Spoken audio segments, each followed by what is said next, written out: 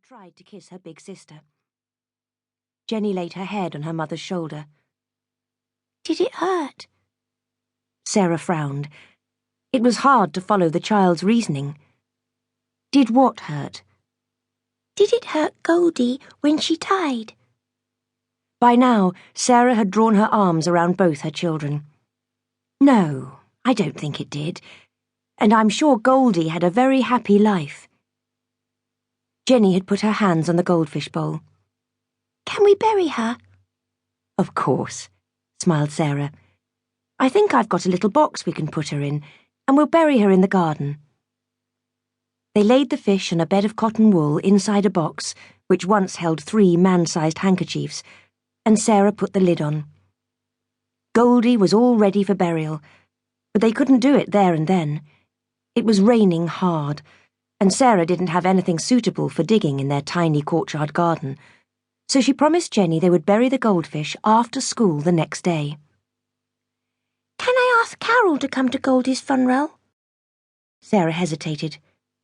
Her sister Vera made her feel that Henry's disappearance was somehow her fault, and although Jenny and her cousin Carol got on well, she wasn't too keen to have her sister around.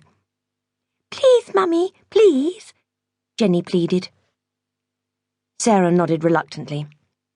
"I'll talk to Auntie Vera," she promised.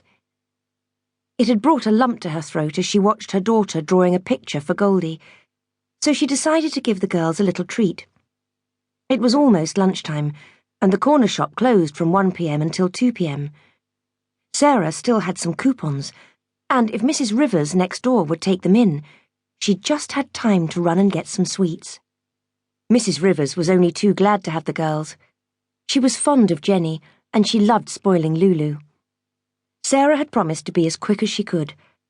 She'd used her sweet ration for the first time in months to buy them a small bar of Cadbury's each. Given their normal circumstances, it would have seemed extravagant, but with the guinea Mr. Lovett had pushed into her hand, she told herself it was only 3 a bar, and she knew the girls loved chocolate. The purse had been in her basket when she came out of the shop, because she remembered stuffing it down the side. After that, she couldn't remember seeing it again. She'd collected the girls and come home, so somewhere between the sweet shop, Mrs. Rivers' place, and home, the purse had been lifted or dropped out of the basket. She shifted the pile of papers on the kitchen table. She'd already searched through them once, but she was irresistibly drawn back to look yet again. The purse wasn't there. Lulu toddled across the floor and sat down to eat a crumb which had fallen from the table. At 15 months, everything went straight into her mouth. Sarah bent to take it from her hand before she put it in her mouth, and as she lowered herself back onto the chair, the terrible realization dawned. Her purse, with all her money in it, was well and truly lost. What was she going to do? That purse contained the coal money and everything they had to live on for the next week.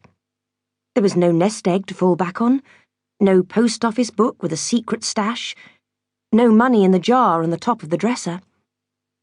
She couldn't ask her sister to help either. Since her brother-in-law had landed a job with Lancing Carriage Works, Vera had become rather sniffy. She'd been friendly enough when Sarah lived in the house in Littlehampton, but since she'd come to Worthing, Vera's attitude had changed. If she didn't know better, Sarah might have thought she was ashamed of her. Lulu asked to be picked up, and Sarah pulled her onto her lap, kissing the top of her golden hair as she did so. Jenny had inherited her mother's light brown hair and hazel eyes, but Lulu had blue eyes and fairer hair. Cuddling her daughter, Sarah shook all thoughts of Henry away. She felt the tears prick the backs of her eyes, but what was the use of crying? That never solved anything. She hadn't cried when he'd buggered off, and she wasn't going to start now. Besides, it was no good going back over what might have been.